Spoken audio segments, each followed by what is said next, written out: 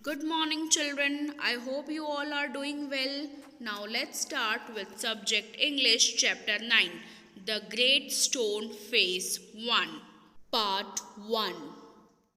Children, have you ever experienced that from a distance, a hilltop or a very huge rock seen from a distance looks like, or we can say resemble like, an animal or a human figure?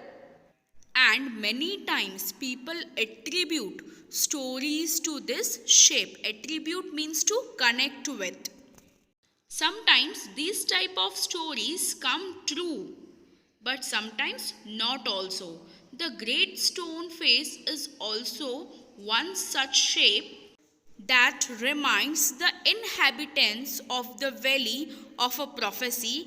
Inhabitants means residents of the valley, and prophecy means statement that tells what will happen in future is prophecy. So now we will see in this chapter what was it and did it come true or not. So now let's start with the chapter. Now one afternoon, one small boy and his mother were sitting at their door of the cottage. Cottage means kutia. And the sun was going down. And they both were talking about the great stone face. They only have to lift their eyes, and there it was. Plain to be seen. Plain means very simple. And it can be seen from miles away with the sunshine brightening all its features. Features means characteristics. Children, we are learning about the great stone face. But do you know what is great stone face is?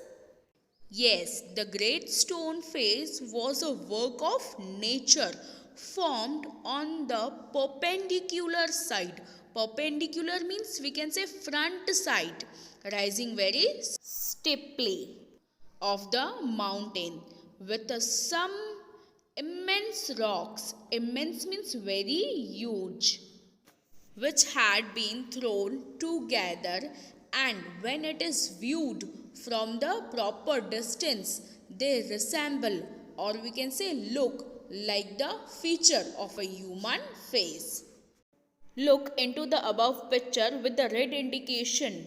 You can notice the work of the nature. But when the spectator approached near to it, he lost the outlines on the enormous face and could see only as a huge genetic means big rock. Spectators means viewer, which were piled one upon another. Pile means on one another. But the same huge rocks seen from a distance, the cloud clustering about it, the great stone face, seemed like a alive face. Clustering means gathering. And the people believe that the valley has great fertility into it because of the beaming face means kind face on the immense rocks, which was continuously beaming over it. Beaming means to smile broadly. As we have studied earlier, the little boy and his mother were sitting out of their cottage. Cottage means kutia. And they were continuously gazing. Gazing means to stare at great stone face and talking about it. And the little boy's name was Ernest.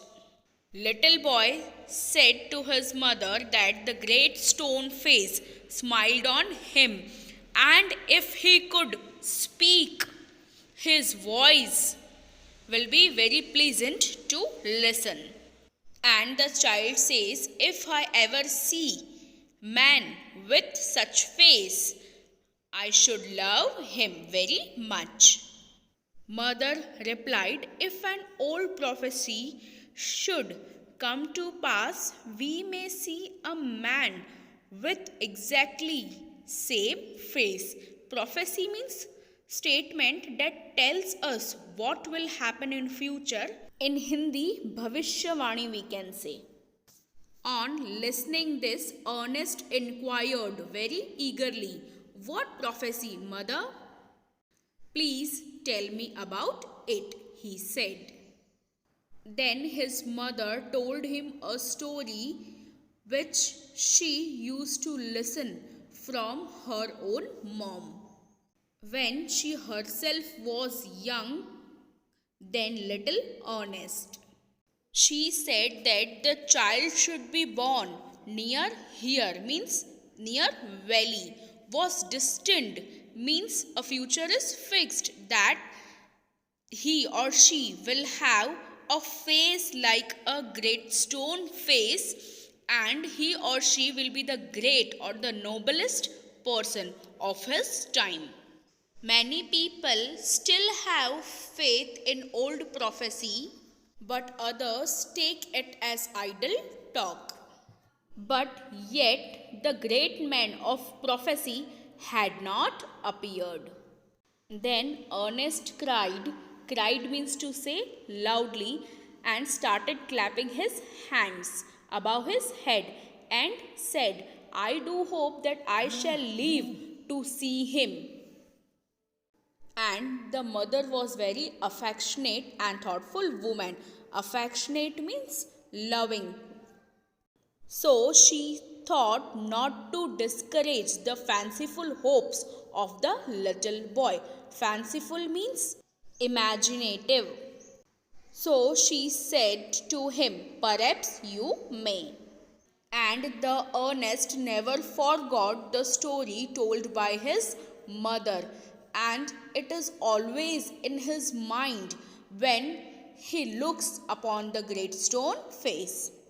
He spent his childhood in log cottage.